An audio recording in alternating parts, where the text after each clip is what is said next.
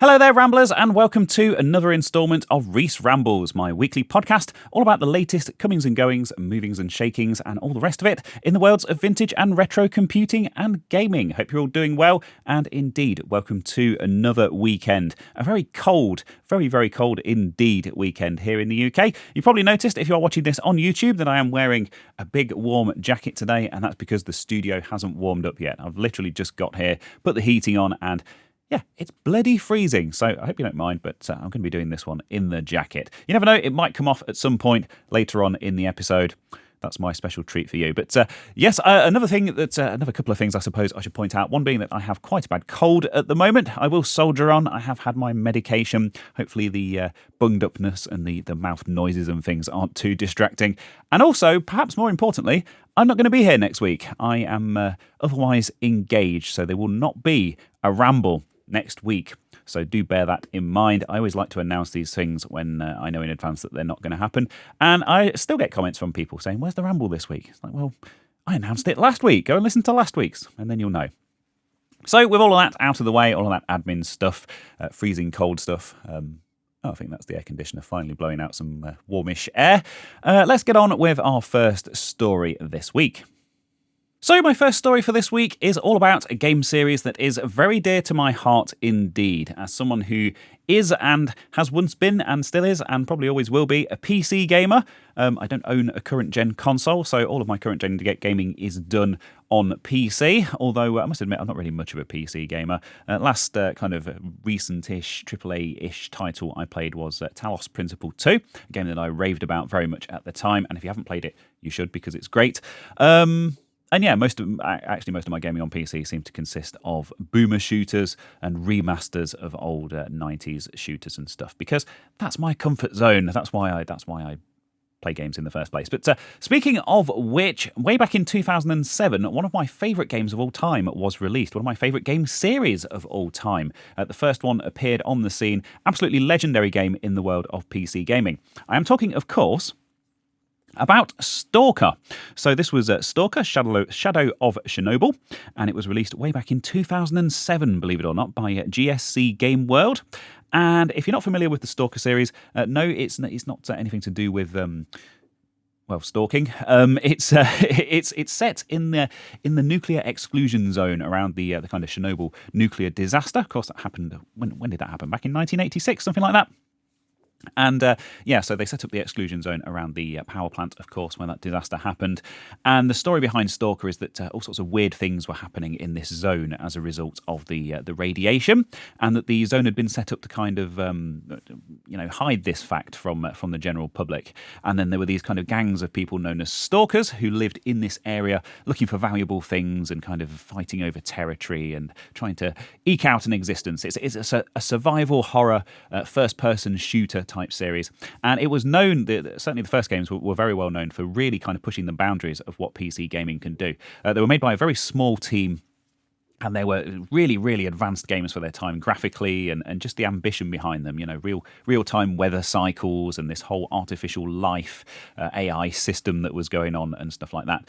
And also quite well known for being quite buggy and having some kind of weird performance issues and stuff as well, because of course they were very ambitious and they were made by a very small team. But whole community has grown up around these games. I haven't played them in years now, but I still count it among one of my favourite series of all time.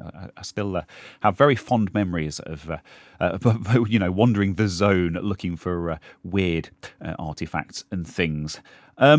So yeah, I am very pleased to report that the sequel is finally upon us, S.T.A.L.K.E.R. 2. So in 2007 we had Shadow of Chernobyl, the original game, and then there was Clear Sky the year after that, and then the year after that, in 2009, we had Call of Pripyat. All fantastic games, all well worth revisiting, particularly with some of the mods and fixes and things that are available for those nowadays. But of course, one thing that was always kind of rumoured, that was kind of announced, was that one day there would be a S.T.A.L.K.E.R. 2, a proper full-blown, full-fledged sequel. And that has officially been released this week, and I'm very excited. I actually bought it yesterday. I left it downloading overnight, believe it or not, because it's over 150 gig, and on my rural broadband connection on my PC in the living room, which doesn't get a particularly good Wi-Fi signal. That's just how long stuff takes to download. And to be honest, I'm probably not going to be around to play it. I think it finished downloading this morning, and I launched it just have a very quick look, and then it was compiling shaders for about 5 minutes before I wandered off. So you never know, maybe this afternoon when I get back, I'll have a chance to actually check that out. Early reviews do seem to be quite promising. Of course, there are reports of bugs and things like that because it's a Stalker game. I mean, it kind of comes with the territory, but the team are very much on it and, trying to get those fixed and get those addressed. And if we just go to the official website, we've got, Stalker 2, Heart of Chernobyl. And of course, the game is set in Ukraine, and the team that made it are also Ukrainian. So it's kind of I don't really like to get political on these rambles, but of course there has been the situation over there over the past couple of years, which has caused a lot of problems for them, as you can well imagine. So I was also keen to support them for that reason, even if I might not get a chance to play it for a while. But this is all built on the Unreal Engine, and it looks absolutely massive. I mean, if you've played the original games and kind of saw how they pushed the boundaries back in the day, it's probably no surprise that it looks like they've done it again. And I'd love to give you my opinion on it firsthand, but you'll probably have to wait for that, like I say, until I get a chance to play it. But I just wanted to give a really big shout out to this because I've been looking forward to this for how many years. I'm going to properly get stuck into this. Christmas is absolutely ideal time of year for this sort of game to come out because I like to get stuck into a big game over the Christmas season when I perhaps got a little bit less on. And this is going to be my game. And hopefully by the time I get into it, they will have sort of ironed out some of those early teething issues as well. But yeah, S.T.A.L.K.E.R 2, it's finally here. I mean, I can't believe it. As someone who's been following this series since the very beginning, absolutely fantastic. My hat is off to GSC Game World for finally getting this out of the door, particularly given the circumstances that they've had to kind of develop this game under. So that's S.T.A.L.K.E.R 2. You can buy it now. There are 3 different editions available. Where are they? There we go. So we've got the standard edition, which is $49.99. There's the deluxe edition, which is $65.99. And there's the ultimate edition, which is $89.99. And these are British pounds, of course. You can buy them on Steam. You can buy physical editions from wherever you buy your games. The expanded editions come with extra exclusive content and quests and weapons and stuff like that. I think the Ultimate Edition comes with a digital art book and the official soundtrack and even more exclusive stuff. And then you get a season pass, which gets you story expansions and future DLC and stuff as well. So, yeah, I've gone for the Ultimate Edition. And I'm very much going to be getting stuck into this game in the coming weeks. S.T.A.L.K.E.R 2. So there you go. What a fantastic start to this week's Ramble. Now, if you are a regular viewer/listener to these rambles, or indeed to my main channel, Control-Alt-Reese, you'll no doubt be well aware that I am a huge Atari fan. I own far too much Atari stuff. I've been playing with Atari stuff my entire life, and actually in this shot here you can probably just about see the corner of some 2600 games, and that's not a hint as to what's to come. I've just been having a bit of a tidy up and a bit of a sort out. Although on that note, there is potentially some quite interesting Atari news happening on the main channel in the very near future. Hopefully, if this comes together in the next couple of days. But that's kind of off topic for this. And one of the Atari systems that I always really wanted as a kid was the Jaguar, of course, or the Jaguar. And of course, I had the Atari ST. We used to get the ST format magazines, and they used to really kind of big up the Jaguar and make out like it was going to be the next big thing. It was going to be the thing that was going to save Atari, this revolutionary, super powerful, super 3D console, virtual reality and online gaming and all the rest of it. I mean, Atari was experimenting with this stuff back in '93. So kind of ahead of its time, but also, Atari being very kind of mismanaged and cash-strapped and having peed off all of their developers, shall we say. Unfortunately, it didn't really get very good support. And then, of course, we got the N64 and the PlayStation, and they were kind of left in the dust, unfortunately. I always have a soft spot for the Jag, as you know. But one, of course, a recent development has been an emulator for the Jag, which has come about as a result of the Atari the 50th anniversary collection, which came out a couple of years ago. Of course, it was made by Digital Eclipse, and it included some Jaguar games. And the developer who they outsourced that job to went to Atari and said, can I release this as a separate thing? I'd quite like to sort of continue development on this emulator and keep working on it. And Atari actually gave their approval and said, yes, you can. And that's how BigPEmu came about. Bit of a strange name for an emulator, but there you go. And there has been some news in the world of BigPEmu. BigPEmu this week. I'm losing it. And that is the iOS version, so you can actually play Jaguar games on your iPhone, your iOS device, if you so wish. Now, and that comes along with a new major release as well. So this is a post over on Blue Sky by the developer of BigPEmu, Rich Whitehouse, and it reads as such.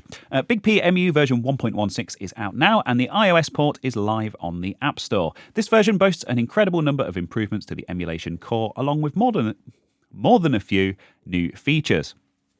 And there's a link to the App Store and also to download it from other platforms. So I clicked on the App Store link. Unfortunately, I don't have an iPhone or an iOS device, but it's available on here for $9.99. Although it is saying here that it's on the Mac App Store.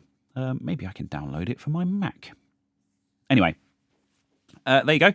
So it says BigPEmu is the first Atari Jaguar emulator to feature compatibility with the entire retail library, along with excellent performance and a wide variety of unique features. And there's quite a few bullet points here, so I won't read all of them, but it has Jag CD support and all of the rest of it, which is all great to see. It's fast, it's accurate. What more could you want? And of course, with this being designed for mobile devices, it also now has the on-screen touch controls and stuff. So you can play it that way if you so wish. Of course, this also comes alongside a major version release, like I say, 1.16, which is also available, if we just check out the official website, also available for Windows and Linux, of course. No Android version as of yet, but you never know. So we'll go back to this announcement on Blue Sky by Rich Whitehouse. And it says here, there's lots of new interface functionality, including touch-based interface option, which I mentioned. And you can use that on the desktop versions as well, if you so wish. So if you have a touchscreen laptop or you're just some kind of masochist. Multi-touch device support has been added to the Windows platforms as well.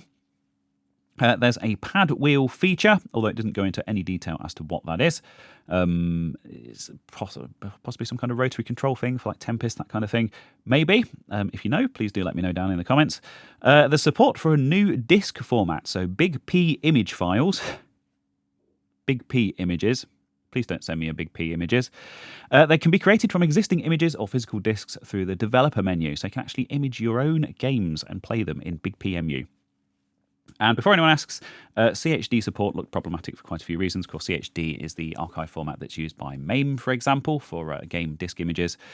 So evidently they've created their own disk image format. I also know that the Jaguar game drive, the flash cart that came out a couple of years ago, which is absolutely a fantastic piece of engineering by Retro HQ. That also uses its own disk image format, and I assume this is because the Jag CD disk images are just weird because, well, it's Atari. So there you go. There's stereoscopic rendering support for Alien vs. Predator. Of course, you can now play that game properly in 3D. That's very cool. There's new Doom script with throttling and music options. Of course, the port of Doom on the Atari Jag quite famously did not have music originally. There's a turbo/rapid fire script. There's a factory reset option, so you can reset your configuration. You can auto assign new input devices, and there's also an incredible number of bug fixes pertaining to both interface and emulation. Because so many fixes have been made to the emulator core in this release, I'm especially interested in finding regression bugs. So if you find any of those, do let Rich know. But of course, this has been released for free since the very first days, unless you bought it as part of that anniversary collection, of course. So it's also a way for Rich to make a little bit of money back for all of the time that he's put into it. I think $9.99 is very reasonable. If you're an Atari Jaguar fan, it's an obscure platform. So cool, just cool to have an emulator for it. And of course, the links to that will be down in the description and in the usual places if you're listening to this on any of the podcast platforms as well. Hopefully all of that stuff, all of the description and everything that I take ages to write out and include all of those links in just gets pushed out to those. But if all else fails, you can come to my YouTube channel, my second channel, Reese, and you can download it from the links in the YouTube video description. And while we are on the subject of Atari, just a very quick update on a story from last week. This is the magazine, Atari Addict, which is being produced by Addict Media, of course, the people behind Pixel Addict and Amiga Addict. And of course, they also did that one-off for Amstrad Addict a couple of years ago as well, which was very well received by the community. I mentioned last week that they need a certain number of pre-orders to make their print run viable. This is produced by a very, very small team off their own backs. And, ultimately, I want to see it succeed. Partly because, as mentioned last week, there are a couple of articles in here that were written by me. And there's nothing I love more than seeing my name in print. It makes me very proud, as I'm sure you can imagine. But also, it's got interviews with all sorts of people from the industry, game developers, legendary names in the Atari development industry. I don't want to go over all the details again, but one of the main big name in here is Nolan Bushnell himself, the actual founder of Atari back in 1972. So that is quite the scoop, and just goes to show the depth that they've gone to get stories and content for this magazine. It's all original, all brand new for Atari Addict, and I'm very pleased to report that they only need to sell 32 more of these. I got my pre-orders in. I have bought a few copies for family and friends. They can be signed upon request, because that's how big my head is. But yeah, 32 more orders. I know for a fact from speaking to the team that this is definitely going to go ahead. They are going to do a print run of it, but they just need to cover their costs. And as mentioned, it's all written. It's all ready to go. It's not a Kickstarter or a crowdfunder or anything like that. Literally just to cover the costs of the print run. So cool to see that they have had so many pre-orders since last week. Of course, I think they've been on a bit of a media blitz. I gave it a shout out. I've seen other people, posting about this on their social media accounts, and also heard it featured in some other podcasts and things. And yeah, it's looking like this one is a goer, which is very good. Hopefully, I can get my hands on it in time for Christmas, because this will be a very nice Christmas read, and also means that I can give some copies as presents to people, which solves that problem. Bleem is back. That's right, Bleem. And while I'm not quite sure what to make of the latest developments, and I will talk a bit about that in a moment, I thought this would be a good opportunity to revisit Bleem 25 years on, because it's a very weird and interesting story, and one that I was actually around for at the time and had a bit of an interest in, because well, I owned one of the consoles that this thing was targeted at the time. So let's have a look at this. And I'm going to be using Wikipedia as my source here, like all the worst YouTubers do, because it actually has a pretty comprehensive summary of the whole situation. So, Bleem was a commercial PlayStation emulator, the original PlayStation console, and this was released in 1999 on Windows 95 and Windows 98. And the interesting thing about this was that Sony weren't officially involved in this at all, and in fact they were very much against it, as you might imagine, and did sue the people behind Bleem a couple of times. I should add, unsuccessfully as well. The Bleem people did actually win those lawsuits. But ultimately, the legal costs and things did result in them just collapsing as a result.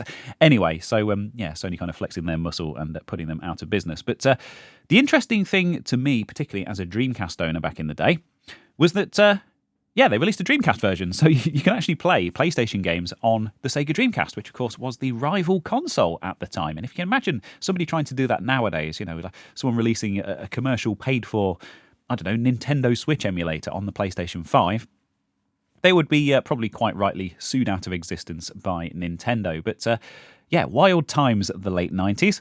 And the Bleem project was something that I very fondly remember. And there were leaks and all sorts of exciting things. So it actually used, and bear in mind that they didn't have Sega's kind of blessing or official involvement in this either. They actually used a kind of a known security vulnerability in the Dreamcast to actually make their discs bootable. The same one that pirated games were using at the same time. So they actually produced boot discs for specific games. So you'd pop the boot disc in, you'd boot it up, and then you stick your PlayStation disc in, and you can actually go on and play your PlayStation game on your Dreamcast. And things kind of developed from there. There was a leak of a beta version that people kind of reverse engineered and started making like Bleemcast releases of PlayStation games and stuff that you can actually download and just kind of boot straight up. And their plan essentially was that they were going to release these packs, so you could buy a boot disc and then it would support a certain number of PlayStation games and you could fire them up and play them on your Dreamcast. But like I say, unfortunately the company was kind of sued into oblivion before that plan came about. But they did have a few official releases. They did actually manage to get some stuff out the door. So, Gran Turismo 2, Tekken 3, and Metal Gear Solid. And they also had in development at the time they went bust WWF SmackDown and Final Fantasy 9. Can you imagine Final Fantasy 9 kind of unofficially supported on the Dreamcast? I mean, it's just mental. And because the Dreamcast was a much more powerful console than the original PlayStation, I mean, it went kind of head-to-head with the PlayStation 2, it could add upscaling, it could actually run the games in higher resolutions with better kind of graphical effects and stuff as well. So it was actually kind of a superior experience. Really, really weird period in history, but one of my favourite things. I should probably make a video about it, shouldn't I? I guess this is what this is all leading to. Sorry, I was just reading about the beta leak on Wikipedia. So yeah, there was they did actually release, or did leak after they went bust, a version of the Bleemcast emulator that apparently could boot pretty much anything, although it was very buggy and unfinished. And like I mentioned earlier, that was kind of the version that was used to release all of these Bleemcasted versions of PlayStation games later on the file sharing sites and whatnot.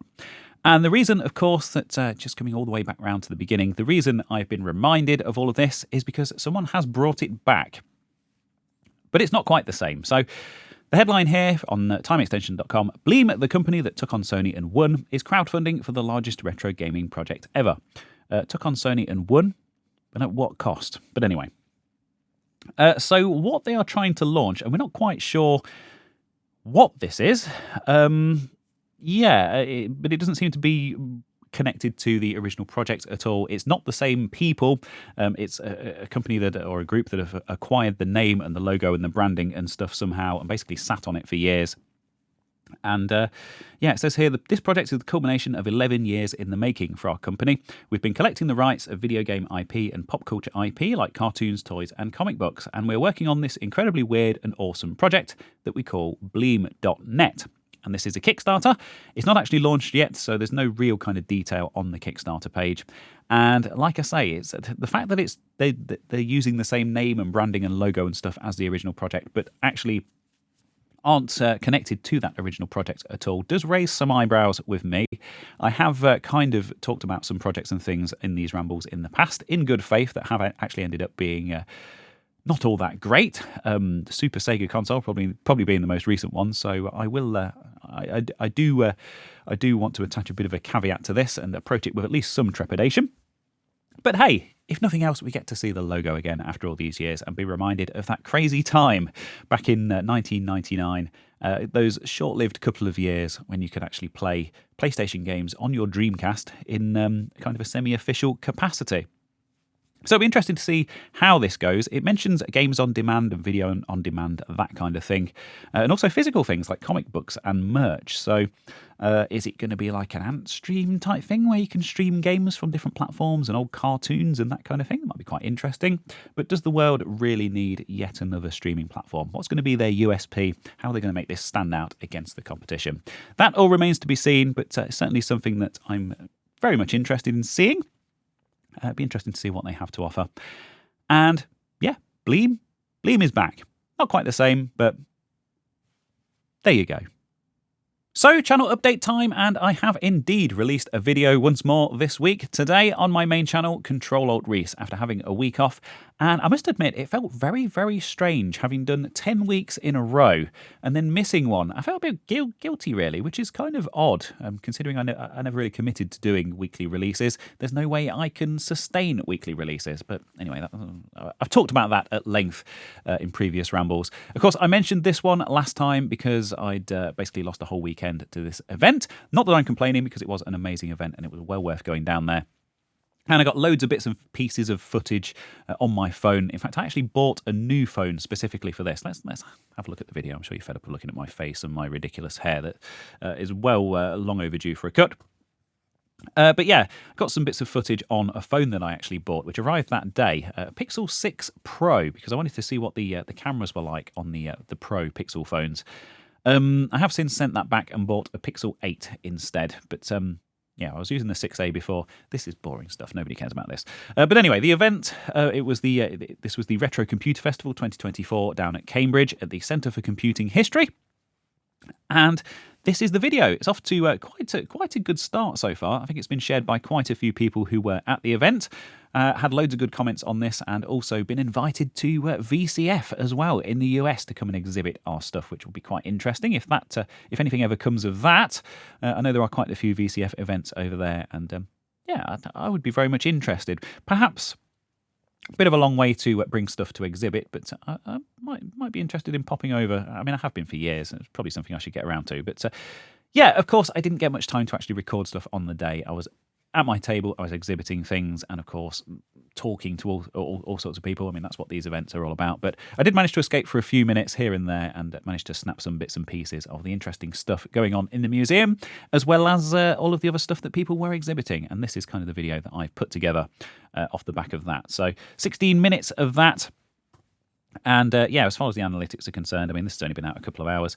It's performing less well than usual. These videos about events always do. And to be honest, I'm never going to stop doing them. I don't care about chasing numbers and stuff. I make the videos that I want to make. And it's nice to document these. And it's nice to go back and look at them again later on and remember them. Plus, it's a good advert for the museum and everything else as well. So that's the video. It's called Exhibiting at the Retro Computer Festival 2024, and the thumbnail is a picture of our little group. Not very imaginative, but I think it's an interesting video, and you can go and check that out on the link in the usual places, just like everything else that I talk about in these rambles, of course. And that brings us around quite neatly to my regular Video of the Week feature, wherein I recommend a YouTube video that I've seen in the past week, somehow relating to retro or vintage gaming, computing, technology. You know the deal by now, although not always the case. I am a bit of a law unto myself, but this week's recommendation is very much in that ballpark, although a little bit different, perhaps. So let's stop beating about the bush and just get on with it. So this is Thumb Bandits episode 1, and this has been uploaded by Ian Lee, who actually starred in this. He presented it. It's an early 2000s gaming roundup review preview type show that was on Channel 4 for a very, very short time. In fact, I have the information up here, so let's go and look at that. Thumb Bandits is a British entertainment television series that aired on Channel 4 from the 17th of November 2001 to the 9th of March 2002 and was hosted by Alex Krotowski and Ian Lee. And they made 13 episodes of this. It only ran for like 4 months, and I vaguely remember this being on. But Ian is doing his best to preserve all of this stuff that he was in back in the day. I haven't seen this available anywhere else, along with a lot of the stuff that he has been uploading to his channel. And it's becoming quite the archive of all of this interesting kind of Channel 4 lads culture game review type thing, which of course is what he was known for back in the day. I also know that he's a regular viewer of my channel and comments on my videos, so it'd be interesting to see if he sees this and has anything to say about it. But this was a real nostalgia trip for me. I'd love to know what was on the t-shirt, by the way. What have you censored on that t-shirt? Email me and let me know, Ian. But yeah, so it's, of course, covers all of the stuff that was current at the time, 2001, 2002, PlayStation 2 era, that kind of thing. It's very light-hearted, very irreverent, like I say, very kind of lads bants and that stuff. I saw this pop up on my homepage, on my recommendations. Thought I'd give that a watch. And 20 minutes later, I'd watch the entire thing, absolutely glued to the screen, remembering the good old days. So that's my recommendation for Video of the Week. And while you are over there, it's also worth checking out the rest of Ian's channel as well, because as I mentioned, he is uploading some absolute TV gold.